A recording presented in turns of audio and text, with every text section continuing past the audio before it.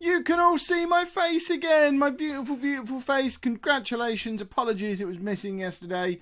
Lots of problems figuring out and to reconfigure all my stuff because of new hard drives and reinstalling Bandicam and all that nonsense. You don't need to get bogged down in the details. The important thing is my face is back, and to celebrate, Mark Moorhead has joined the Kevolution by backing the channel on Patreon at patreon.com/Lelujo. Thank you very much for your support, Mark, and to everyone else who continues to support me fantastically over on Patreon. I can't even say the fact.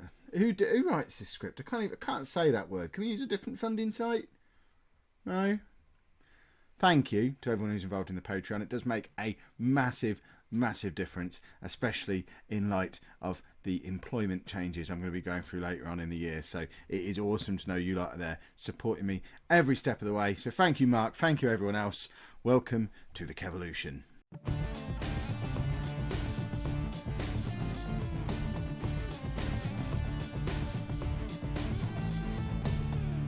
Hello and welcome to Season 13, Episode 3 of Non-League to Legend. I'm Kev, and coming up on today's episode, we've got two home games. We're at home against Portsmouth and we're at home against Sunderland. Now, since you were last with me, I bottled it. I didn't bottle the match, I bottled that tactic we were using. And I don't really know why. It was just purely off the back of that last episode where we'd sort of gone and had that defeat and then a draw. Then we tried it one more time. We lost again. 3 games without a win. I was getting sad. We played Premier League Crystal Palace in the EFL Cup. We went back to the 4-3-1-2 for that game. Managed to knock a Premier League team out of the EFL Cup and then continued to use that tactic and smashed our old club Southend with Stuart Ingram emerging as a second striker alongside the hat-trick scoring Tom Dixon and Juan Francisco playing as a trequartista behind the two of them, pulling all the strings. And since then, it's been the tale of that front three. Dixon's still playing very well. Francisco's got 3 in 3. Ingram's got 2 in 3. We're doing all right going forward all of a sudden. So we are back doing this, and this is our new look front three. It's a slightly different arrangement to how we used to do it. So rather than it being an attacking midfielder, a defensive forward and a poacher, we've got a trequartista, a deep lying forward and an advanced forward. It seems to be working so far. So this is our team for the first of today's 2 games against Portsmouth. We've got Elton Louis in goal. I think this is the first time you're going to get to see him play. He's played 5 games for us now. So say hello to him. We've got Elton, and then our backup keeper's called Elvis. I mean, they're both fantastic goalkeeper names. Our back four is Smith, Pask, Jordan and Grant. And then we've got Smith, Manton and Sutherland. Sutherland, I can't say his name. He needs a new name. Sutherland in midfield and Juan Francisco in behind the aforementioned Ingram and Dixon. Let's get into this game. I hope we look as impressive as we have been looking in recent matches. We've just had a 2-week break for the international break though, so there's always the chance that we won't look as good. The only problem is, of course, that we haven't got a way to squeeze Lee Hartley into the team at the moment. Rowdy King is almost fit again as well. And then I'm back in the same conundrum I was in at the start of the season when I had these 3 really top quality upper championship level attacking midfielders, only one spot for them. And Ingram stood there. When he's scoring goals like he is at the moment, I guess that's okay. But he's not as good as the 3 midfielders who are vying for that place behind him. So he really needs to keep on scoring goals and keep on playing well to justify his spot in the team. And he's doing his bit so far. But Lee Hartley is already getting a little bit unsettled at the club. And we can't... Oh, look at that from Juan Francisco. I mean, that's why he's in the team, though. Because he's got magic in his feet. So we can't not play him. Rowdy King and Hartley are both going to really struggle for games if we stick to just the one attacking midfielder. The thing with Hartley is it's got that whole romantic story of he's still only 28 years old, I think. He's played in every playable league in England apart from the Premier League. We can't get rid of him when we're on the cusp of the Premier League. I know he's not played in all those divisions for us, but he's played in the Conference North and South, the Conference National, League 1, League 2. Obviously, he's in the Championship at the moment with us. I want the headlines. I know they're imaginary headlines and we won't even see them, but in my head, it's too good a story not to keep him at the club. And this is the conversation I'd be having with him. He's not going to play in the Premier League for anyone other than Plymouth Argyle. let's be realistic, he's not a Premier League player.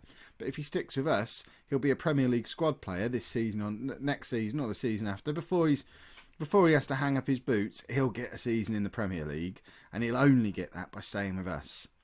And this is the pep talk that I'm giving him. Right, the two strikers, after me bigging them up before the match, have been next to useless. So we're going to bring on the other two that we've got knocking around. I mean, this does make decisions a little bit easier. If they're suddenly going to stop playing well as a front two, just as King and Hartley get back to fitness, then it's fairly straightforward to get those two, or one of those two players, back in the team and have the other one as a first order substitute man.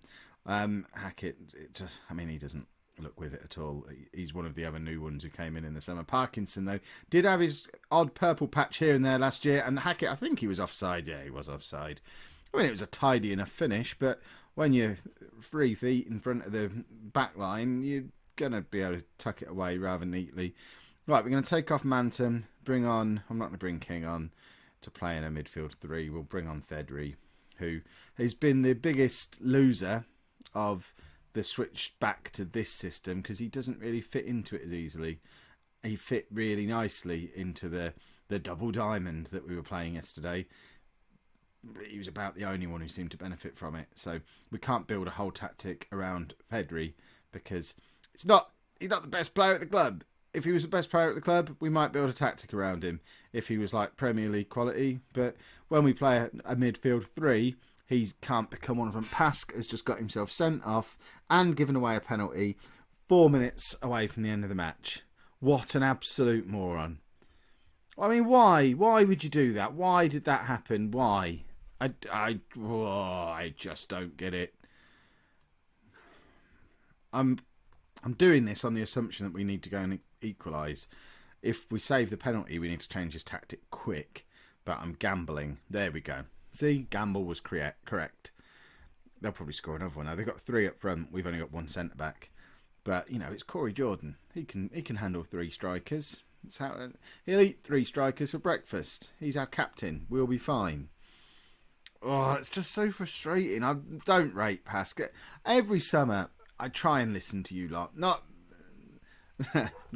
too much, but every summer I try and bring in a little bit of experience. Is that Dave barking? Doesn't he realise we're in the final moments of a match? I can't be going and dealing with the dog. Goodness me. Right, we lost anyway. I need to go and shut up a barking dog. Well, after, 3 years at Plymouth now? Is it more than that? 3? At least 3. For the first time, there's a few murmurings of discontent in the squad. We're down to 14th in the Championship. To be fair, if we have a look at that Championship League table, points-wise, we're not doing too bad.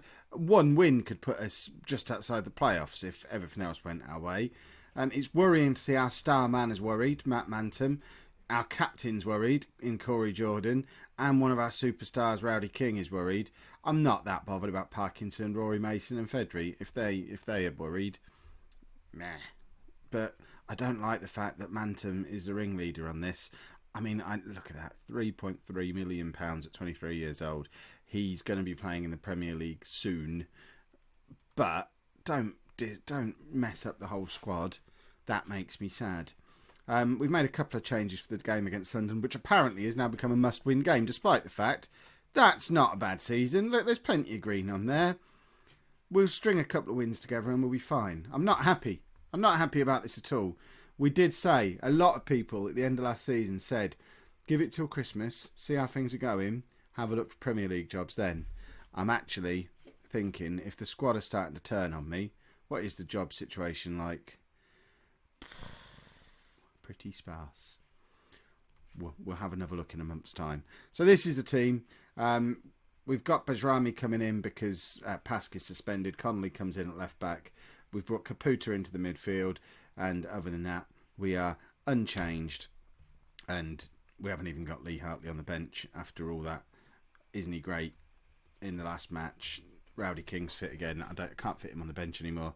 We're going to lose Lee Hartley. And if we lose Lee Hartley, then Plymouth has lost its soul. And it's time for me to move on.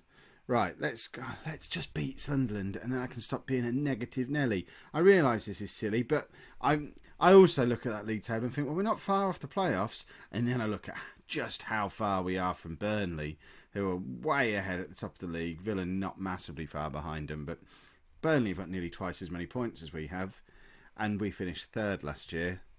So it has been a poor start. I don't know where they've got all those points from, because there was so much green on our schedule. I don't understand. Oh, well, totally uneventful first half as well. We're not creating anything. I've fiddled with the tactics too much this season. We're back and forth between them. No one knows whether they're coming or going. Kev's lost it, everybody. Why does this have to happen to me? I mean, this is some nice football. Let's score. Dix should have scored.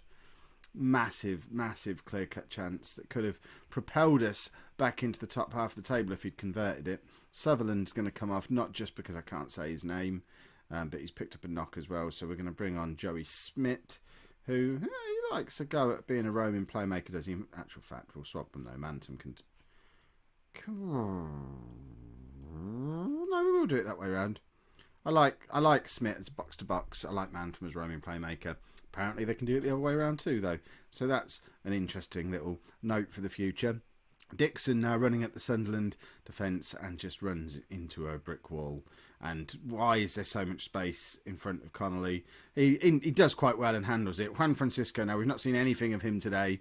And Mantum to Smith, Ingram, Dixon, Grant, cross it in. We've got players in the middle. Francisco heard me say that we've not seen much of him today. And he pops up and only scores a blooming header. I think it was a header anyway. I don't know. There's something about this. Something about this lad. He's... there you go, look. He wears the number 7. He's a very creative, skillful attacking midfield player. He can play up front. He can play anywhere across the midfield 3. Apparently he can score headers as well. He reminds me of someone. It reminds me a lot of a young Kev when I used to play football. I think I can't think of anyone else who I could accurately compare him with. A young Kev. Anyway, we're 1-0 up, which is good. And I've lost it now. Please tell me let me know that you got the reference. It's late. I'm tired. I think it was obvious. Oh, if it wasn't, I give up. Right, King's on. He's going to play in the midfield 3. That might be a way to get him into the team. We have got a queue of players who all want to be that roaming playmaker. Now, why are our defenders so tired? When did that happen? Doesn't matter. We won the match. I am confused about why 2 of our defenders were on 50% condition at the end of the match. But, there you go. Up to 9th. What was everyone whinging about? Football manager. So annoying at sometimes. Go to bed, Kev. If you've enjoyed that, please make sure you pop a like on there for me. Subscribe to the channel if you'd like to see more. And thank you very much for watching.